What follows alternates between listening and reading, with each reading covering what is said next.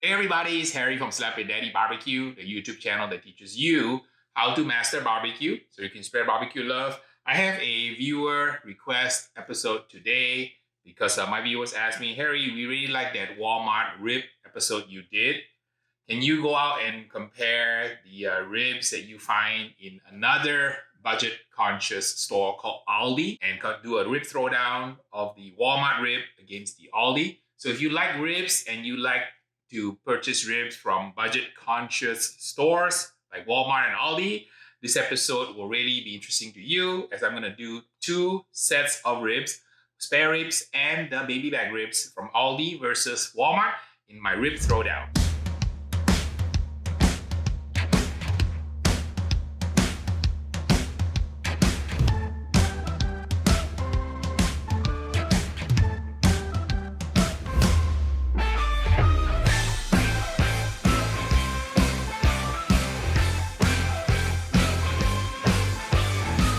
Here's the Aldi loin back ribs or baby back ribs, and they are running about $2.99 a pound. The one from Walmart is from Smithfield's extra tenders. These are running about $2.94. So price wise, it's a tie. It's about $3 a pound for the Walmart, about $3 a pound for the one from Aldi. On the St. Louis rib from Walmart, this one is the Smithfield's extra tender, which I cooked before in the previous episode, had good flavor. This one is running at $2.74 a pound for the Walmart. And the one from Aldi, you get a whole spare rib. You're paying about $2.49 a pound. So the pork spare ribs from Aldi, just a tad cheaper. It's really not a fair comparison because Aldi doesn't sell the St. Louis cut, so I'm going to have to cut this into St. Louis. Typically, the spare rib, it's a little bit less expensive than a already trimmed St. Louis because the St. Louis does not have the rib tip. So I think price-wise, it's kind of a wash because $2.74 for the Walmart that does not have the rib tip versus the $2.49, which is less expensive, but it has a rib tip, which is kind of a less desirable part of the rib. So I would imagine that this would be kind of comparable in terms of pricing between the Aldi spare rib versus the Walmart St. Louis rib.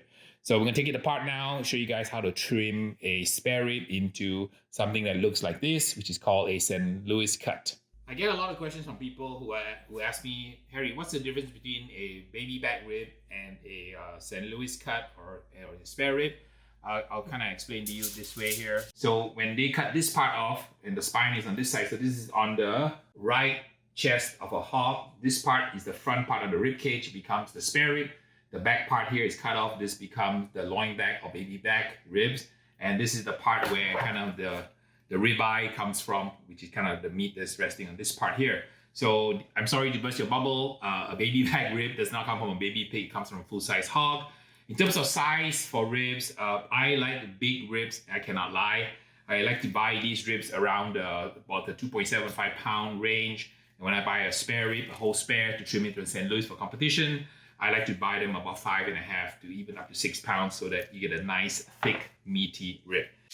There's nothing much to do with the St. Louis rib besides pull the membrane. What you do is you pick a bone like so. You take your knife and you kind of wedge it in here. You get a little bit of membrane off, and you should use a blunt instrument here. I'm using a sharp knife, so that's not the ideal thing, but you get the idea. And then what you want to do is you want to take a napkin. You want to run your finger using a napkin to hold the membrane like so. Run your finger underneath the membrane so you can get to the other side. So use a piece of napkin here to hold the membrane like so, and then you want to gently pull it off like that.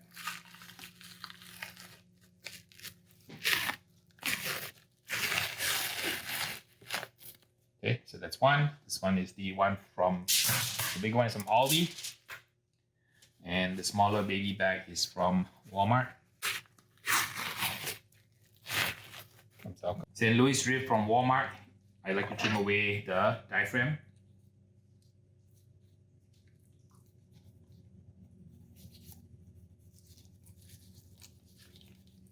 And and save it for soup stock. Also, they usually don't do a good job trimming it. So you can see this part here, there's some of the rib tip still here. I'm just gonna trim off the rib tip. And the way you do that is you pick bone number 4. So cut it across. Create a parallel cut against this edge here.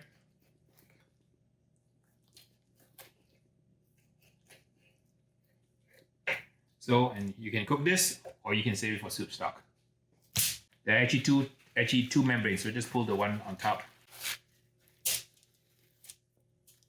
So I'm going to talk you through the spare rib trim. There are 6 things you want to do when you fabricate a spare rib into a St. Louis rib. First thing I like to do is trim away the diaphragm. This piece here is also called the flap. So it makes good soup stock or makes sweet tacos. Second thing I like to do is this has the brisket bone. This is the sternum. So we need to trim the sternum off. I'm using a very sharp knife from the folks at Delstrong. They sent me one of their quantum boning knives, super sharp and has a nice good balance to it. And then next thing, that's number 2. So first part, diaphragm, second brisket bone. The third thing we do is we remove the rib tip. So count bones number 4. 1, 2, 3, 4. Bone number 4 is the longest bone in a hog. A hog typically has 12, sometimes up to 13 to 14 different bones. So bone number 4 is the longest bone. So you run your knife through, make a parallel cut to this edge, take off the rib tip here. Rib tip is still very good eating. You can cook it with the rack of ribs, or you can cut it up and make a soup out of it. You can make a pork stew, make an adobo, make a pork curry. There's a whole bunch of things you can do with the rib tip. When I eat ribs, I like to grill my rib tips churrascaria style, like Brazilian barbecue style. Ready to go. Next thing we want to do is we want to pull the membrane. When you first do this, it's a little hard, but once you've done a few thousand slabs of ribs, you kind of get the hang of it here. If there's some excess fat, you can go ahead and trim it off with a knife. That's fine. If you can't get all the membrane out, don't sweat it. It's not the end of the world.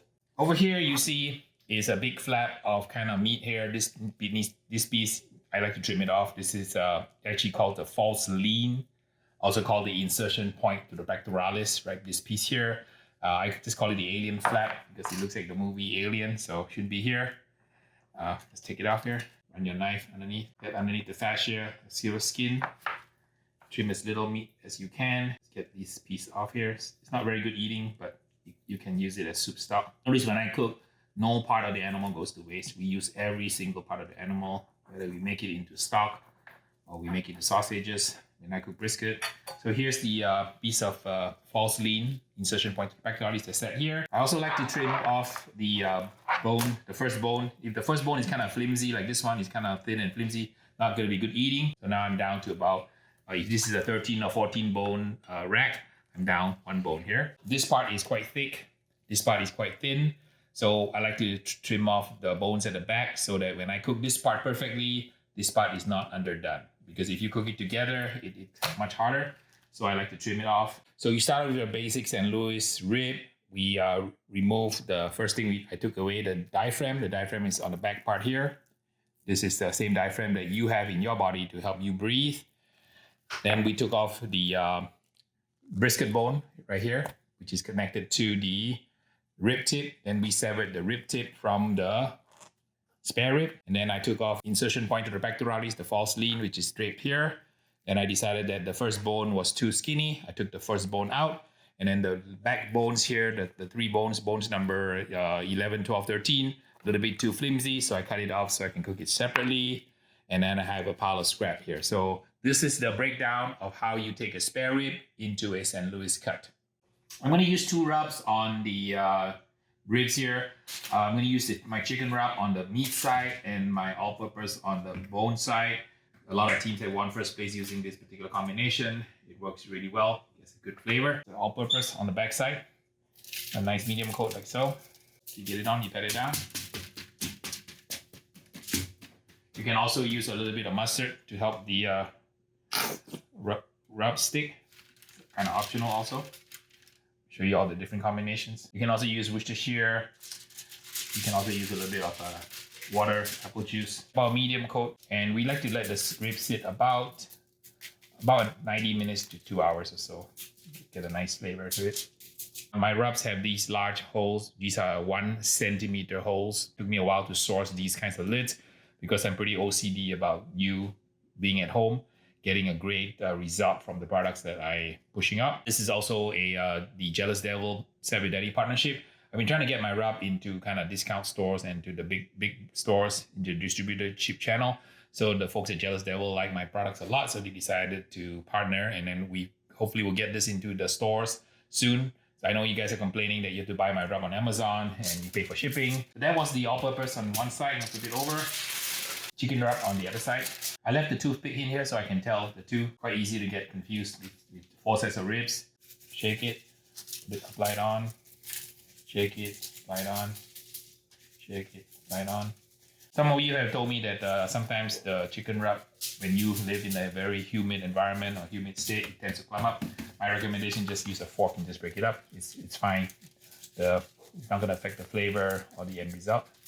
Okay, there you have it. So we seasoned the ribs with the same seasoning, same preparation process. So at the end of the day, we'll see which one is better, the Aldi versus the Walmart rib throwdown. See which one tastes better. You guys, my honest opinions. And of course, the opinion of my chief barbecue judge, Mr. Beans. I think Mr. Beans likes brisket, but I think he likes ribs also. All right, the ribs are ready. We'll let them sit and get happy before we cook them. We're using the Weber SmokeFire EX6 to cook the ribs. I just want to show you a little mod that I did. I have what do you call a foil pan at the bottom to catch the grease. I find that this helps a lot in cleanup. I have a pan on the left, a pan on the right. If you guys want to try this mod, I think it works really well. I have less cleanup to do before I cook my meats. That way I can focus on cooking, not cleaning. That's my least favorite task when cooking barbecue. So the pan goes underneath the grates. Some folks have been putting the pan between the flavorizer bars and the bottom rack. You can also do that, but I think it's a lot easier to put it at the bottom. A regular, inexpensive half foil pan rack fits right at the bottom, like so. So it makes cleanup a heck of a lot easier. Let's fire it up to 275. Cook some ribs.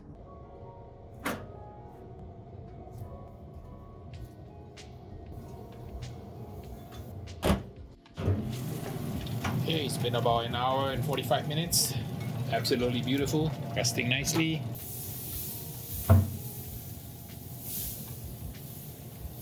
Adding some sauce to it, this. This one with the toothpick. This is the Aldi ribs. Absolutely gorgeous. Beautiful smoke ring.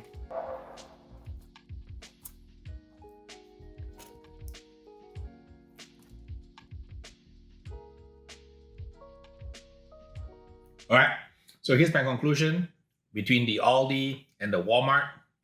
So first of all, both are very, very good tasting rib.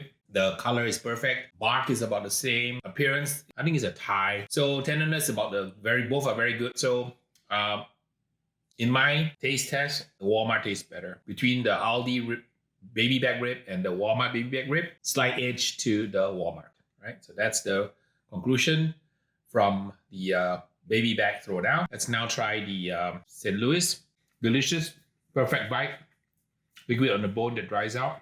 Also very good. Beautiful bite, perfect tenderness. So color-wise, I think the Aldi looks a tad better than this is Walmart, this is Aldi. The baby back ribs, the Walmart was a slight hair better than the Aldi. However, on the St. Louis, the Aldi tasted better than the Walmart. I'm kind of at a quandary right now because the Walmart baby back beat the Aldi baby back by a margin. Similarly, the Aldi St. Louis beat the Walmart St. Louis also by a margin. So this is really a kind of a really close fight.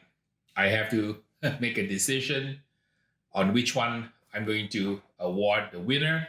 At the end of the day, drum roll release, I have to tip the scale slightly onto the side of Aldi. So in my little small 4 rib sample throwdown test today, Aldi wins by a tiny margin. Both sets of samples tasted really good quality pork. Even though this is from a discount, grocery store for the budget conscious people, the quality of the meat is actually superb. I've eaten my way through all of these pieces. Either rib from either store will hold its own when properly handled and properly cooked, like what I showed you today. If you like these kinds of throwdown recipes, let me know in the description below. And in over till Mr. Beans gets some. So I'm going to set up a plate for him and let him do the taste test, decide which grocery store rib he will pick for his best choice. Right, Beans? 2 samples before you, one from Aldi and one from Walmart. This one is Aldi and this is Walmart. So I guess Beans is signaling that he likes both. I gave a slight edge to Aldi, but at the end of the day, both are equally good. Right, Beans? You like that? So this concludes another episode from Slap Your Daddy Barbecue. Thanks for watching my rib throwdown between Aldi and Walmart. Until the next video, we will see ya.